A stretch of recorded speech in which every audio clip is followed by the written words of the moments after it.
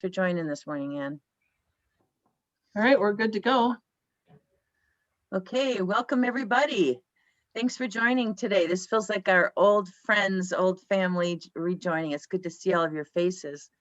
Our purpose today is just to hopefully have a fun and inspiring opportunity to reconnect with one another and kind of update one another with how various efforts are going in your communities, and to hear for us to hear from you and for you to hear from one another. That's kind of our goal today.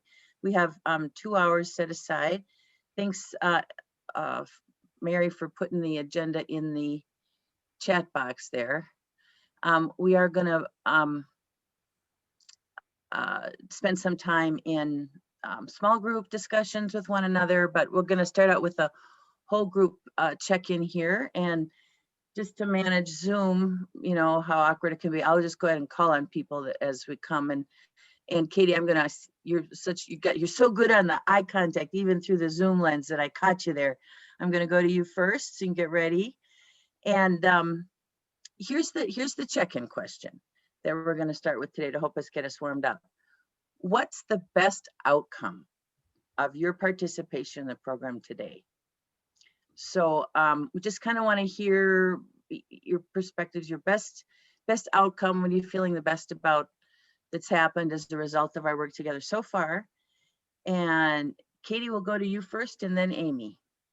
Sure. Well, thank you, and good morning, everybody. I definitely want to just say that after our last kind of larger cohort meeting, I went back with my team and I had gained so much from this meeting. I hope you had all felt like that too. We're all sort of independently doing our own projects, but it's really, you know, when you have dollars like this to spend with such a broad span of what you can spend it on, I felt really inspired by some of the things that you others are working on too. So I appreciated having the chance to share in that, because it gave us a really valuable conversation here in Chisago Lakes. So thank you. I would say there's some larger conversations that the Chisago Lakes team is starting to have. I know we'll get more into a bigger update, but I'm sure we're not alone in that. You know, the gift of the $75,000 is so generous, and there's so much to be done with that. But we need infrastructure, and what that costs needs to come from someplace else. And I think what's starting to happen here in our community, and I'm sorry, I know this is just an introduction, I won't talk for too long, but we're starting to have bigger conversations about how do we blow this thing up and really enact some change for our community. And we took our findings so far for some of the data that we've collected, and we brought it to our county level. And we've already had other parts of our county come forward, townships, cities, and say, that's a bandwagon I want to get on. Can we partner with you and see if we can? So already the ripples are getting bigger. So, okay, I'll shut up, but that's what's on my mind. Great start. Thanks, Katie. Amy, and then Sarah next. Go ahead, Amy. Hi, good morning, everyone. I think certainly the conversations, I would say, have continued to evolve for us. And so that's been interesting as other potential funding streams. And, we leveraged some of our CARES dollars last year to do some pilots. And now we're kind of seeing what worked well with that, how can we improve, and using that to help better inform how we're deploying these dollars, and then what continue to be the needs. So we've tweaked some of our original projects to take them in a slightly different direction on that. So that's been, it's been just such an interesting time with everything else going on that, had this process happened 2 years ago, how different our work would be, I think, has been interesting to watch it evolve. So I'll pause there too. So much we could share, but that's kind of an outcome I would share at this point. A good teaser. Thanks, Amy. Sarah, and then Barb. I'd say for me, the biggest activity that I've had has been studying, understanding more about the FCC's RDOF and the ins and outs of that, especially how it's affected our community, and have really appreciated the lunch sessions to learn more about infrastructure and equity. Thank you, Sarah. Barb and then Carl. I think the big thing for us is that we should really try to measure a budget of how much the $75,000 actually leveraged, because it was, the timing of it for us was just exquisite. We had already had the conversation started with the counties. We went into CARES Act funding. We built out some stuff that we're in the midst of finishing up and going ahead with. And but really the leveraging, if we didn't have the Blandin thing in place, we wouldn't have had the CARES Act in place and the connectivity. Things are still changing every day around here. There's just so much in flux, but it gave us a foundation and a connectivity with the county that without it, we wouldn't be where we are. Thank you, Barb. Carl, let's go to you next, and then Natalie. I think the biggest impact, as Barb had mentioned, Bernadine, has been basically the conversation starters and the groups of individuals and the remarkable teams of people that we've had all spread out across the county that came together around our initial task force under BBC, and highly effective. And then to have on the heels of that initial introduction, Bernadine, the Purdue experiment and deep dive on digital navigation, and then looking at your assets and digital assets around the community were the perfect Kickstarter and platform for, hey, we're all dressed up in this great new infrastructure and stuff with no place to go, and now we have a place to go. That's also kicked off another relationship with a Lead for America team and fellowship that we're looking at for 2 years. As part of the approved projects with BBC, that again, team building and now looking at the human side of the investment in the infrastructure. So it's been just super exciting. So many doors have opened, and we're re-energizing and regrouping as we come out of this COVID cloud for some things. And as I had said to our superintendent of schools, we're deep in the starting blocks of just a remarkable explosion of effort and energy and a new resurgence as to how to apply these wonderful tools of broadband. So thank you so much. Yeah. Well, anybody that puts exciting and broadband in the same sentence is the gold star for me. Thanks for that, Carl. Natalie, did I call you on next? Let's go. Yep. Natalie, and Yep. then let's go to Courtney after that. All right, thanks. I'm Natalie. I'm with the Chisago Lakes Area Project. I'm one of the leads. I'm a lead for one of the sub-projects, which is working on education for adults 15 and older. And I think I came into this probably midway through. So the last few meetings, I was feeling a little anxious because I'm like, oh, we're a little behind on things here, at least with what we're doing. But I think we've accomplished quite a bit in a short time. And I think the biggest outcome right now is we're still planning, but we do have a coordinator that's really focusing on our work right now. And so even with the few weeks she's been part of the group, I think we've just taken in great strides moving forward, getting things done. So, and it's been exciting to see individuals from different areas of our community working together, coming together, working together that may not have generally worked together in the past or for other reasons. So it's been kind of nice to see that. So. Super, super. Thanks, Natalie. Courtney. Thanks for joining us. Good morning, everyone. Can you hear me? Yes. Okay. For some reason, my camera doesn't want to work today. I just wanted to let Mary know, Tom wanted me to pass a message to you that Wednesdays are really hard for him to meet due to leadership and director meetings, but that he sent me on today. So I'm Courtney from Whitehurst. I'm a grant writer. So I actually wrote the grant for the Blandin Foundation, and it's really interesting on these meetings to listen to all of you because you're all partnered with counties and your communities and stuff like that.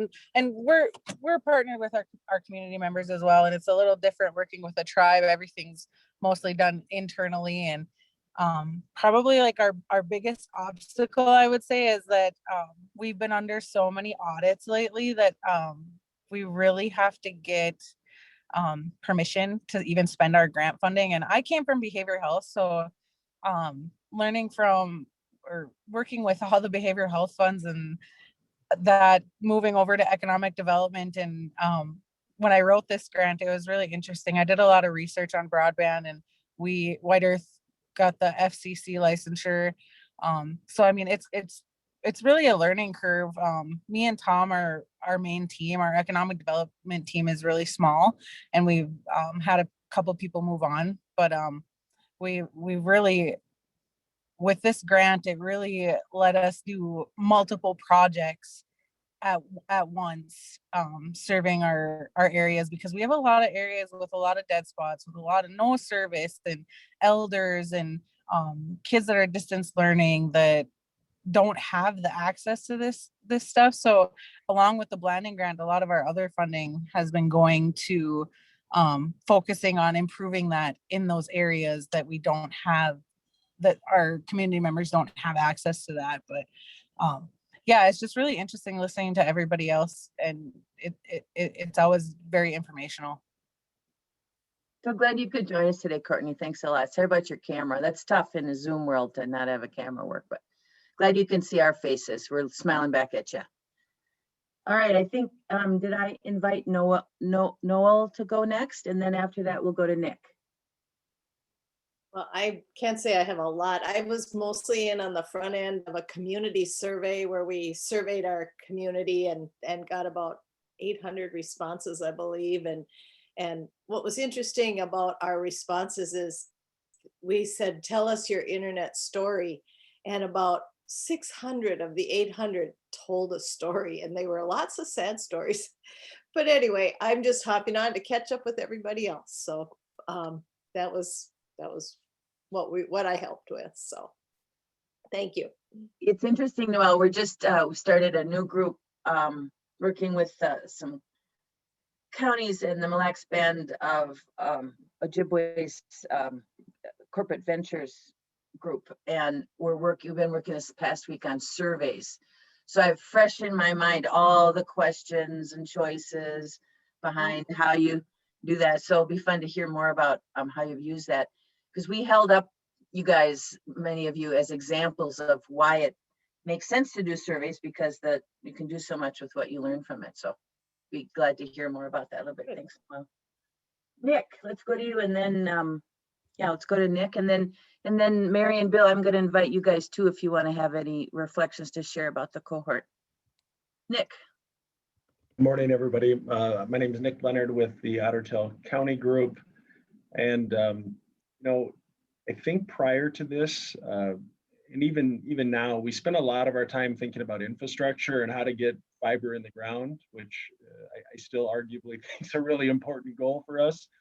But it really has, in my observation, this process has done two things. One, articulated why it's so important, but also required us to think outside the box to say, all right, how can we make sure that we expand access and to think about equity, even if we can't get fiber to someone's front door, because getting fiber to someone's front door doesn't necessarily mean that that's going to remove the barriers, especially if they're cost burdened or other challenges. So I think this is really, as a community and as a region, really started conversation around, all right, what else do we need to be doing as a community besides pushing for infrastructure? And I think we've made some good progress related to that. Thanks.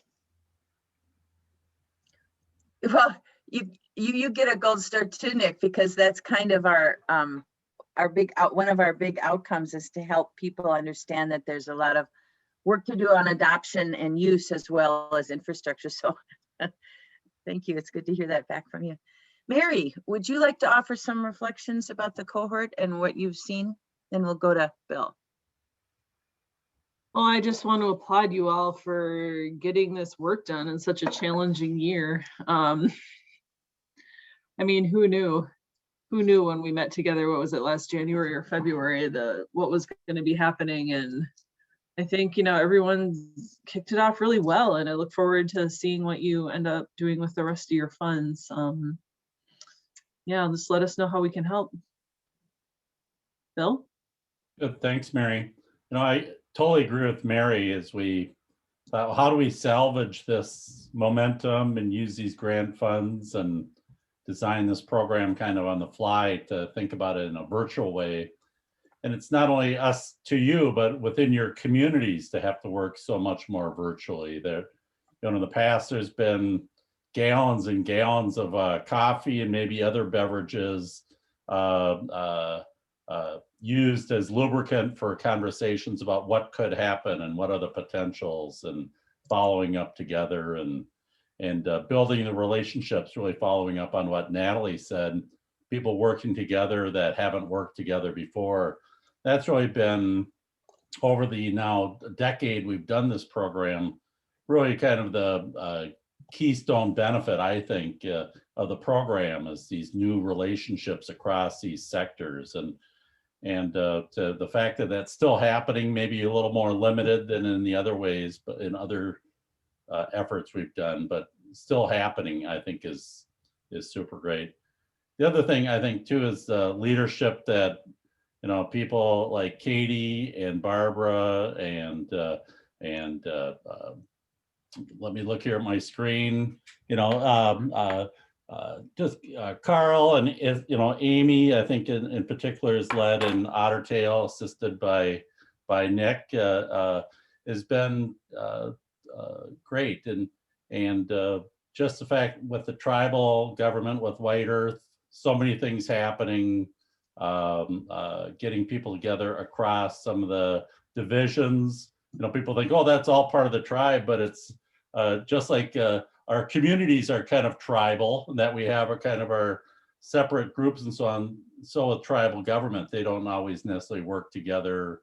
Everyone's worked head down on their task, and getting people to work across divisions, I think is great. And we've seen a lot of that in White Earth. And so it's, I just really applaud you for that. We know that this broadband connectivity now is, still an issue, bigger issue than ever before. If anything, we've seen that, we used to kind of, oh, how do we address the homework gap? Well, when it's homework gap, work gap, health gap, we know that infrastructure is super important. We hope that this program is really helpful to, I think, like Katie was talking about, build the consensus that this is really important. And as all these dollars come from the variety, it was nice when it was all CARES money, because you could just call it CARES money. But now there's like 10 different pots of money that is raining down on us. And whether that is gentle rain or whether that's a hailstorm, we haven't really figured out yet. So, but just to be better prepared for that, I think is something that we hope that you feel you're better prepared for. And maybe we can even step up our efforts with your teams on that front to help you think strategically about that. So thanks to all of you. Yeah, thanks. I hope you guys are feeling the Let's invite Ann to introduce herself quick. Oh, thank you, Mary. Ann, yes. Hi, yes, I am feeling this might not go well. I'm having trouble with all of my technology this morning, but I'm just excited to hear all of the stories. That's really what I look forward to. Again, like Mary, like Bill, like Blandin, I applaud everybody for doing such an amazing job in such a difficult circumstances in the last year. But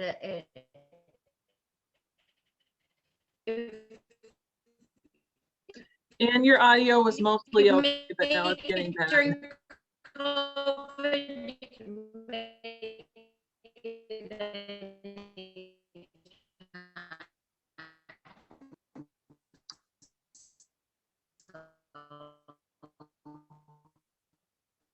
Hey, Bernadine, this is what happened with you on that meeting on Monday. Yeah. So this is an illustration, and this was all intention planned on purpose to illustrate and demonstrate why we need to be doing this work. Thanks, Ann. Am I sounding like Ann now, or am I okay? You're fine now. All right. Thanks. You know, there are some humiliations that go with Zoom. Yesterday I was on a meeting and someone froze in the most unflattering moment. And then sometimes your voices go wiggy like that. I'll just have to, I just get comfortable with one another, I guess. I wanted to offer just this reflection on the check-in. So I was really, I guess not surprised, but validated to hear many of you refer to the unlikely bedfellows, the bumping up against each other, the connections, and working in new ways that came out as a theme. That I was really glad to hear that, and it reminds me of that keynote address that we heard from Tom Friedman last fall at our keynote at our annual conference. I don't know if some of you guys may have heard that, and if I inspire and you're interested, you can go back and listen to it because we have it recorded. But Tom Friedman talked about complex adaptive coalitions. Remember? Talking about and he's spent a lot of time looking about what keeps communities resilient and really what's the key ingredient, the difference. But he likes to look at the tale of two cities, you know, what made this community flourish and this one not. And his answer is complex adaptive coalitions. Complex meaning what you guys have just talked about, cross-sectional, bringing different unusual suspects together, adaptive, changing, learning, learn to adjust, you know, fail forward, fail fast, fail forward, learn, and coalition. So aligned action together. And it feels like maybe that's what has happened here, is that, you know, even when these monies go away and we're done, that you guys are in new relationships with one another and have gotten this habit of working together towards aligned goals. So I'm really glad to hear about that. Good. Well, Nancy joined us. Hey, good. Thanks, Nancy. Thanks for joining. Nancy, we just kind of got through our check-in and we were talking about, we invited everybody to just share an outcome that they feel good about from their community when they, you know, thinking back over what's happened. What's one thing that you feel good about, Nancy? Well, the first thing that comes to my mind, we're working on some videos to do virtual manufacturing tours for the students. And then it's followed up with a Zoom discussion with whoever, you know, the CEO or whoever wants to be involved. And those are just going over really well at the school. The kids love it. I love them. I want to put them up on our website, you know, get the word out on all these great businesses. So, and, you know, maybe part of it is I've actually gotten out to go visit some businesses to take the, you know, help with the videos. And I sure miss the business tours and talking to businesses about how things are going. So for me, that's been just an excellent project. And we have a few more to get done, but we're working our way through. Super, thanks. And thanks for joining us this morning, Nancy. I apologize for being late. Oh, sure. Meetings all morning. Of course, of course. So Mary, could I turn it over to you now to get us into our breakout groups for our breakout discussions? Can I share one funny story? I think we need a funny story. Oh, good. So John King isn't on the call today. He's our county commissioner who has been such a great advocate. And he called because he wanted to tell me personally that he couldn't be on the call today and gave his excuses why. And I said, great, that's fine. I talk with him quite regularly and he texts me. So a couple days ago, I sent him this this thing about the FCC, a petition to the FCC about LTD broadband. And I sent it to the whole board. I sent it to John, and John texts me right away and he says, Barbara, are you sure? What are you doing here? He thought I signed this petition and that I was somehow involved in petitioning the FCC. So we got it straightened out right away that no, my fingers were not on that. I just want to let them know. And that kind of communication and relationship, when you start to see something go funny and you want to get it corrected, he got right back to me and I said, no, our name is not on this FCC petition. That's the kind of relationships we built out of this. Yeah, good. That's great. Yeah, so we're going into breakout discussions on access, adoption, and use. And I see we have 20 minutes on the agenda for this discussion. Is that the right length of time? We are about 10 minutes ahead. Yeah, let's lengthen it a little bit, I think. Let's go to 25. All right, we'll go to 25. I have it set up so that you should be able to choose your own room. So I'm going to open up the rooms and you can choose access, adoption, and use. If for some reason you can't see it, you could try to go down, scroll down under, if there's a breakout room button, you can push that and see if it'll pop up for you, but I'm opening the rooms now. And if you can't see it, just say your name and what room you want to go to. And I can. Do you want to go to access? Sure. And Anne, maybe you could go to use. Thank you.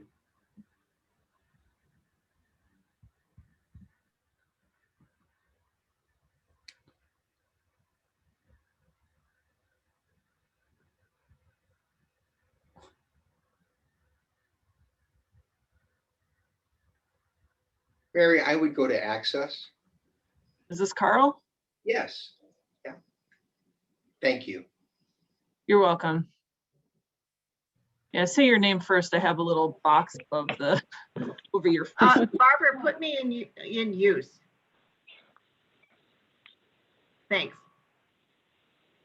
I'll go to use as well. Natalie? Yeah, use. Oops. Mary, this is Courtney. I'll go to adoption. Courtney, adoption. And Anne, you were going to use?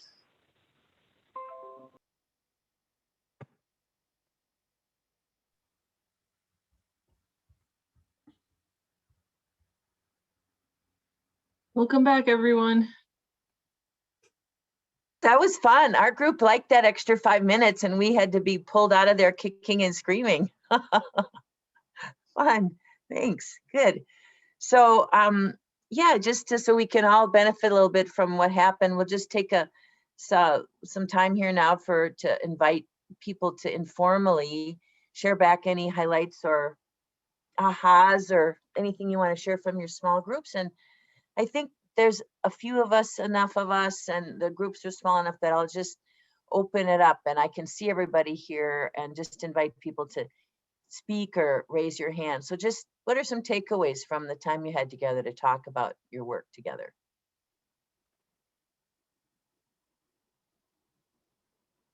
Nick, tell us about your tech rooms.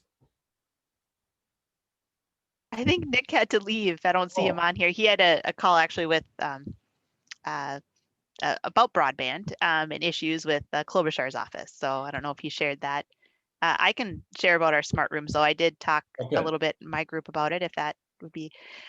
So we're just opening up. We did use some of our CARES money for the build out and took our branch libraries. We have 4 branch libraries in the county, in Otter County, and either built or expanded within the libraries themselves the a smart room, video capabilities, and in that area, but then also 2 from scratch rooms that we built out in communities that didn't have branch libraries or any sort of access to that.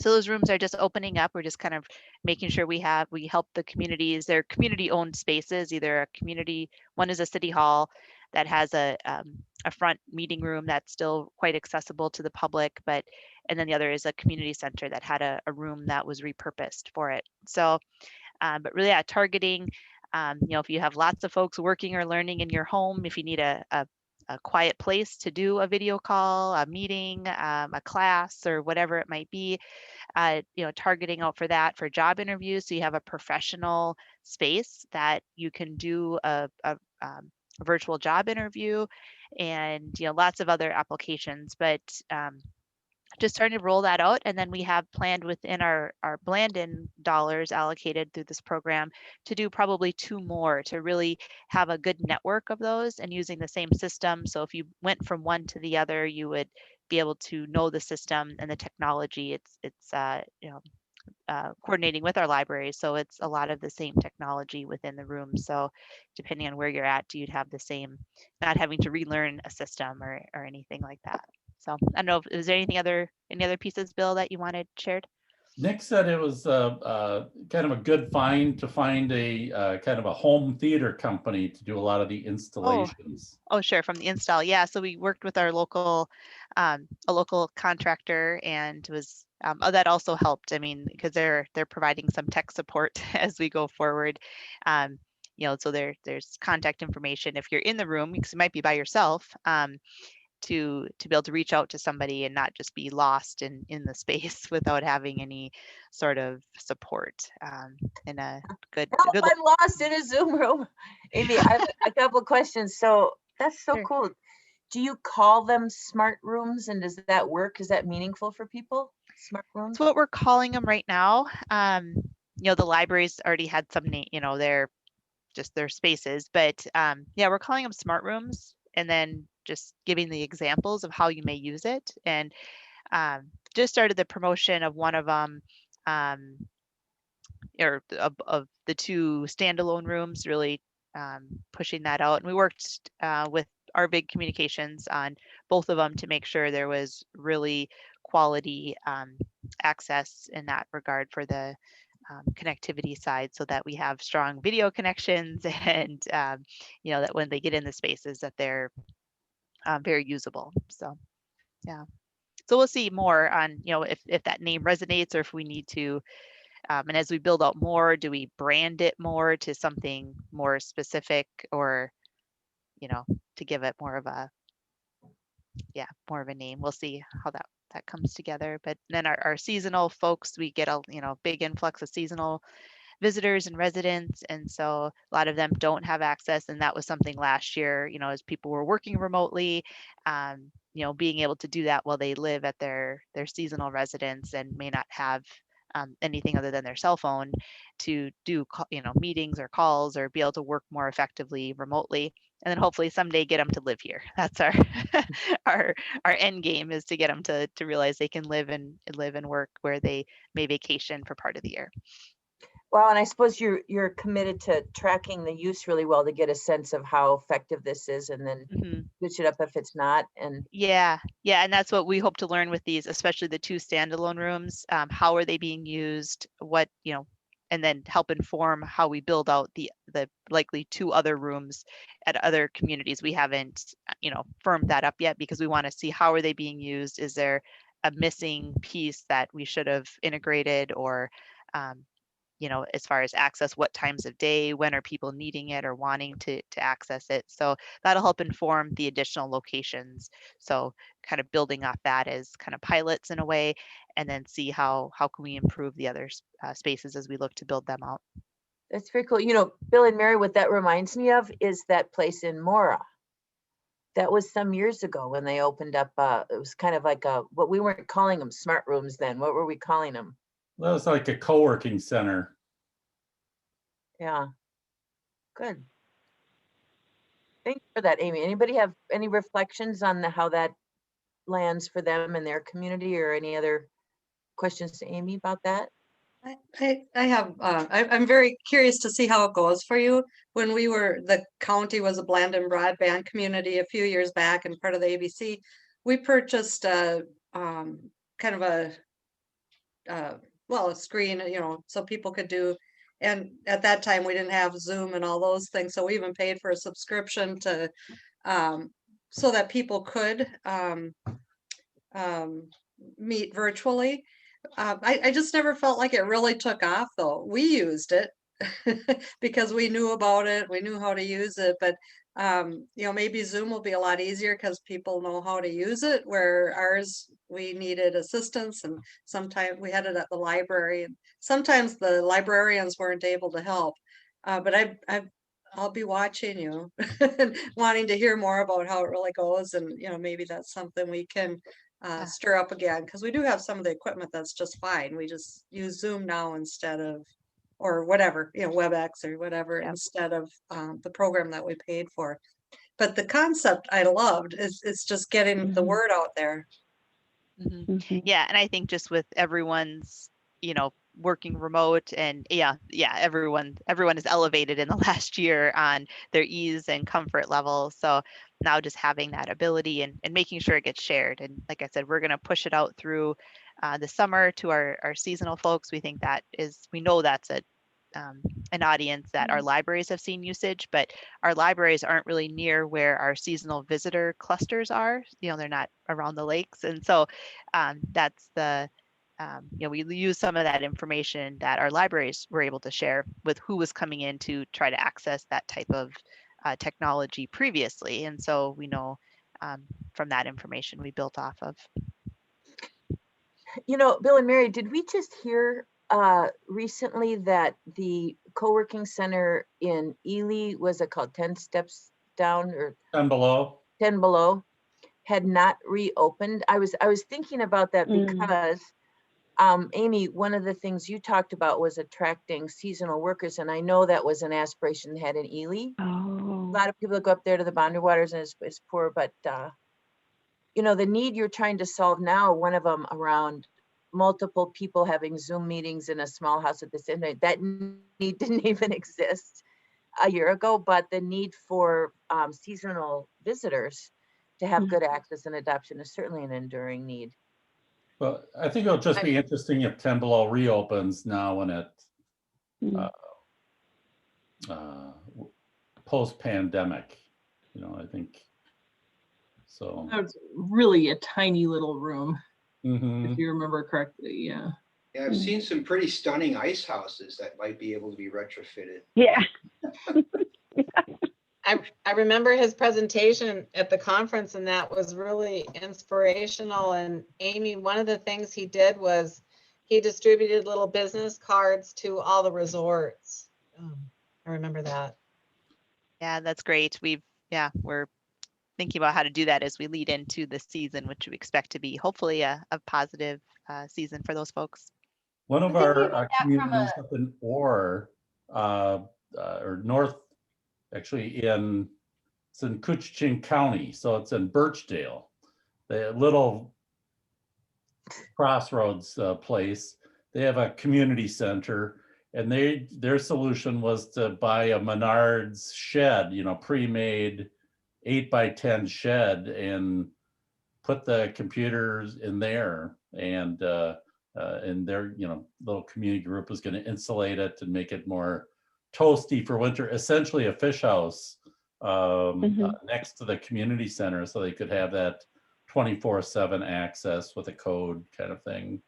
So I'm thinking about that from a tourism perspective. I had never really considered that. We have a business center in our community that is accessible, but it's not really advertised, and it's certainly not advertised from a tourism perspective. And I know that you mentioned Ely, Bill. We went up to Ely in January. My husband is absolutely tethered to his job. He cannot take a vacation. It's a problem.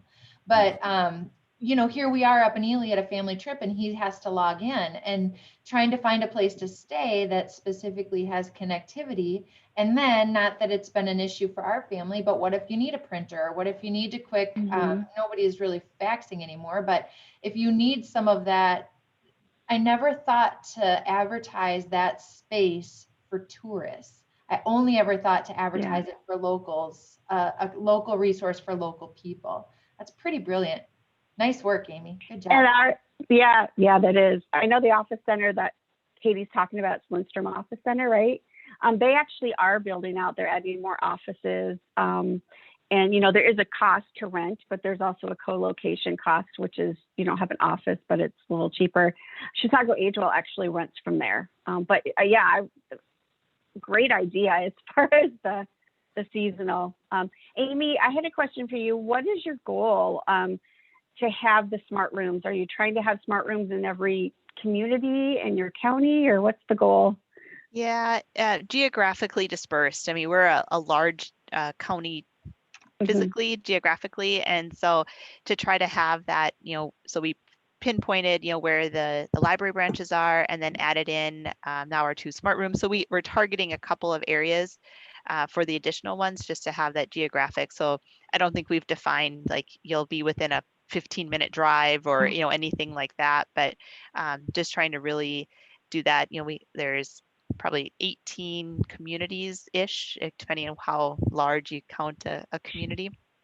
And so, hopefully we'll get about half of those covered, and then geographically have them spaced out.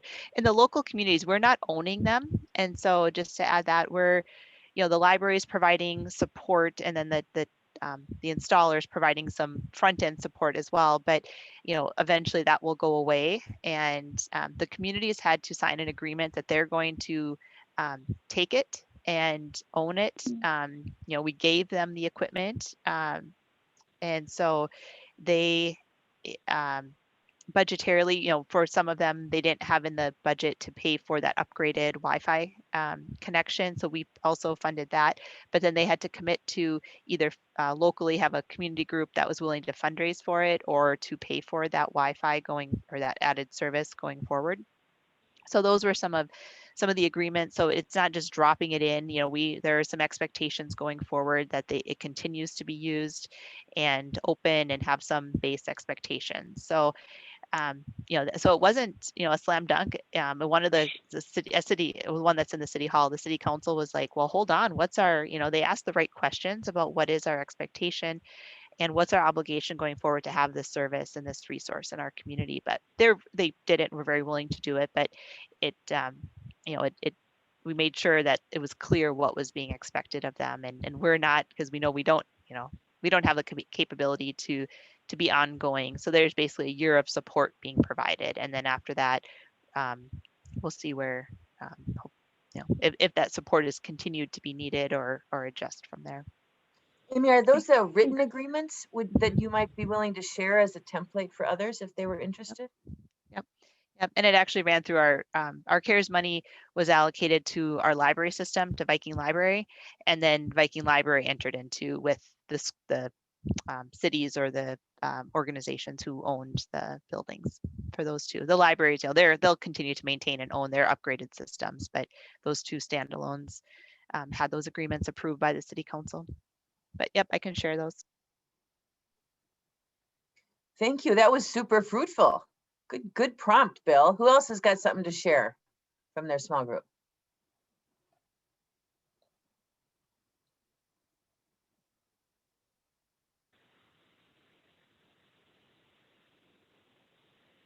I have a question for Amy, more about her thing. Is that okay? Oh, of course, sure. So one of the things that we're seeing now in our region is certain in a political statement, certain people are promoting resistance against adopting new technologies that might be some sort of a cost burden down the road in the future that isn't funded by a federal grant. Did you run into any of that, and how did you overcome that? Yeah, I mean, with that community, it's Battle Lake is the city that they had a mayor who was outgoing. He was not reelected and was probably in that resistance group, very hesitant to take on anything new or to, anyway. And so part of the challenge, it was in that time frame of he was a bit of a lame duck position. He had not been reelected, and so it was so politically it was the timing probably, and they knew there was going to be a different voice in that position going forward. So it was navigated, but it did have a couple of bumps. But there was community support. They have a very active group called Network Battle Lake. That's just a connector group, and they stepped up and provided that voice of seeing value and the ongoing the continued investment that would be needed, that they would help support that. And they're a very, they're a group that they kind of spearheaded fundraising $800,000 for a child care center in a town of 800 people. And so, so they have a track record that it's very appreciated and proven. So, you know, for the small investment for the support, it's really nominal what they'll need going forward, like $400 a year or something to pay for that upgraded Wi-Fi signal or connection speed from Arvig, and Arvig's being a good partner too. So, you know, there wasn't too much, but it was overcome that way. Courtney had to leave, but White Earth Band, they're doing 8 different projects, and one of those was a Wi-Fi on their transit systems with I think they have to buy some pretty heavy duty cellular radios for those buses because it's pretty remote and that area might be, you know, redlined from their cellular company perspectives. And so, but they've made that work. And for years, they've had kind of televisions with tribal information, like in the tribal buildings and so on. And the plan was to have those TVs on these buses as well, but that fell through originally. But now that our Blandin dollars were able to buy those monitors and hook those systems up. And so people have the Wi-Fi connections and that tribal information on the bus. And that's a big thing, is that those buses travel around the reservation and to Detroit Lakes and other places as well. So that was one of the uses that they did to give people better access as they travel long distances across the reservation. Carl, you perked up earlier when we were talking about the digital asset group work, and I'm wondering if there's anything you'd wanted to share with the group. We didn't talk about that in our small group, but how's that going, and what thoughts do you have for others about that whole aspiration? Barb made a connection with a person from Waseca that is with Lead for America.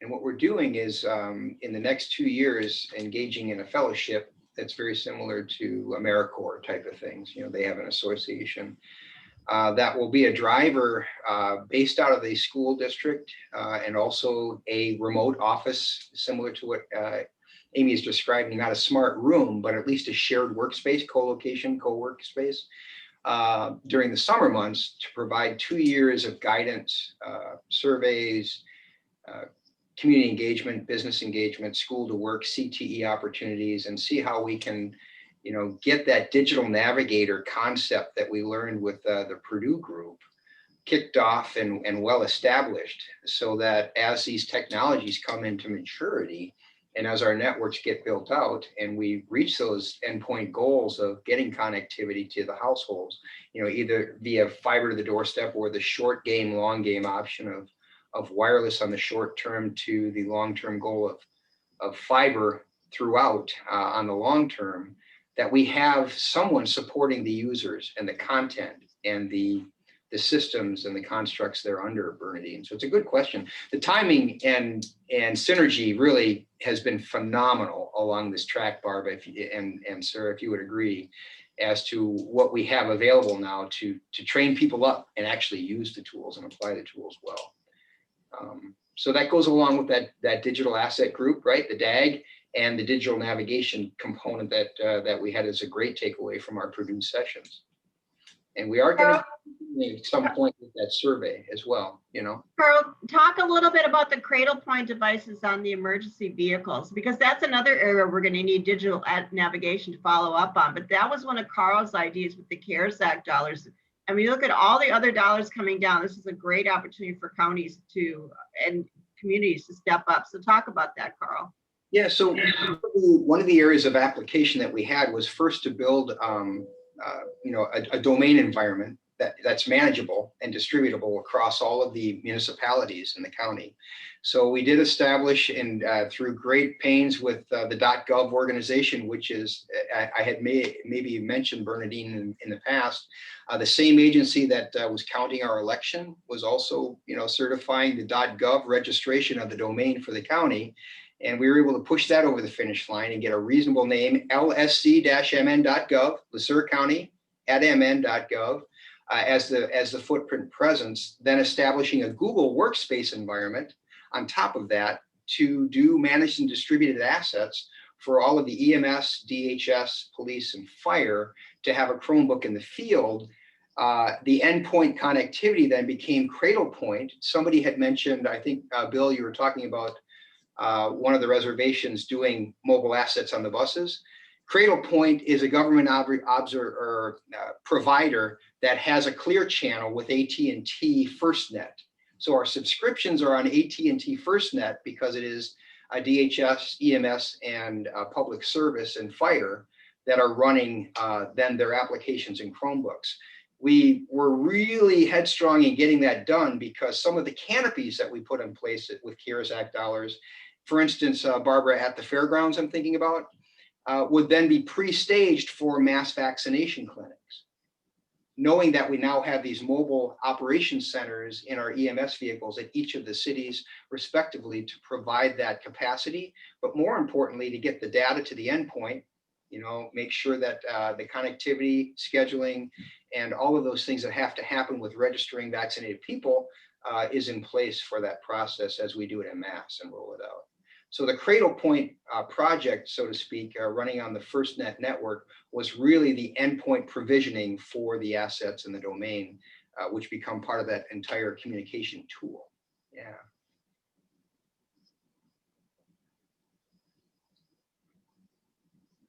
We're going to do a quick broadband or Blandin update and close, but before we turn to that, I don't want to cut off any other sharing or reflections from your conversations together. Anybody?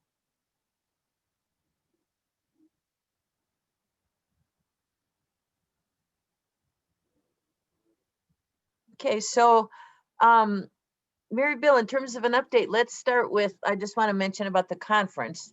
Many of you have been intrepid conference participants over the years, and did want to let you know that under Mary's leadership, we've begun meeting and planning and thinking about that. And we did commit last year when we had to, make budget and planning decisions for this year, that we were not going to try to walk the wire, and we just bit the bullet and said we're going to do a virtual convening. So and we don't have dates yet. We're thinking about maybe a little less. Last year was a lot. We did 4 weeks worth of content. And it was tremendous content, and we're still milking that now, and using it, and a lot happened, but we're not going to try to fill. And plus, we think people are a little more Zoom fatigued than they were maybe a year ago. So maybe 3 days, half days of a sort of a statewide gathering. But our new idea that we're beginning to work on, that I did want to just kind of plant with all of you, is to lead up to that in a series of 6 regional gatherings, potentially under the MIF flags, that could be a little more focused on the situation on the ground in your region, and might be more likely to attract and engage your local elected officials from the legislature and your county and township officials as well. We're hoping to get teams of co-hosts with us, the RDCs and the MIFs, and put together what could be disparate and different. Regions are very different, and everybody's in a different spot and different players. So it could look like 6 very different kinds of gatherings. And then we would reserve potentially one of the days of our roll-up event to hear back from communities, or from the regions, in however creative way people wanted to do that. So that's kind of where we're at in terms of the planning. And so we don't have any save the date yet for your calendar, but I wanted to let you know that's kind of where we were at in our thinking. Any feedback for us or initial thoughts? Or Brilliant. As we look at Waseca, now I did say 2 weeks ago, I said I no longer want to be the stepchild to Scott County. We're now partnering with Scott County on some stuff. But we look around us, and we've had very little conversations with them. And yet it's such a need with everything that's coming down now to look across the lines more. So it's brilliant timing, really brilliant. Oh, good. Well, I'm glad you liked that initial idea. Mary or Bill, is there any other big picture stuff in terms of a Brandon update that we want to be sure we share with folks? Yes, we want to, so I guess we haven't, have we introduced the idea of a Strut Your Stuff tour with this group yet? I know Nancy knows what it is, but you know, in the past we've come and visited, this time, and of course it'll be via Zoom. We've come and visited each community for, you know, an hour and a half, 2 hours, and just gotten specific updates on your projects and answered any questions you might have or helped you work through any issues. But it's just a chance to give you and your teams an opportunity just to, you know, showcase what you've been doing and seek any assistance that, you know, we can provide. So, you know, we're looking to schedule a Start Your Stuff visits in April, if possible. Maybe, I mean, if they go into May, that's no problem either, but I will be reaching out to you all to talk about that. And, you know, an hour and a half via Zoom would work, but it would be great to, you know, see more of you and your teams.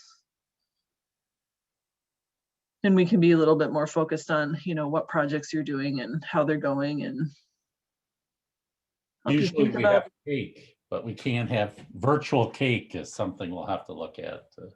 Well, you know, this isn't the final one, so maybe we can actually visit you later in the year or early next year, and maybe Oh, wouldn't that be fun to do an in-person visit? Wow, that would be, imagine that. yeah. Mary, can you clarify the timing on the grants and when dollars should be spent? You know, this is all Blandin Foundation money. You know, sometimes we're a little bit more with like Iron Range communities with IRRR funds, you know, we're often a little bit more have to lock in. These are Blandin Foundation funds, and it's been quite a year. Most of you, your original grants went through, for some reason, December 31st, 2020. However, I believe we've extended them all. Maybe even just through June 30th, 2021, but you know, you should be really starting to think about, if you have any funds left to allocate, you really should be working on deciding what you want to do with those funds so we can finish up, hopefully by the end of this year. I think that would be a good goal to set. I mean, we don't want these to go on forever, but obviously it's been quite a year. Mm-hmm. Just dollars invested today pay benefits over the long term. So the longer you wait to spend those, the less overall benefit they have. So we'd encourage you to look at your, you know, original project lists, and I'm happy to sit with your, you want to call your big group together again and look at, you know, what was talked about originally, what's been done, you know, and see if there's new energy, new ideas, new needs. Do more of what you have been doing. That's kind of the process. So I'm happy to help you through that. It's kind of fun.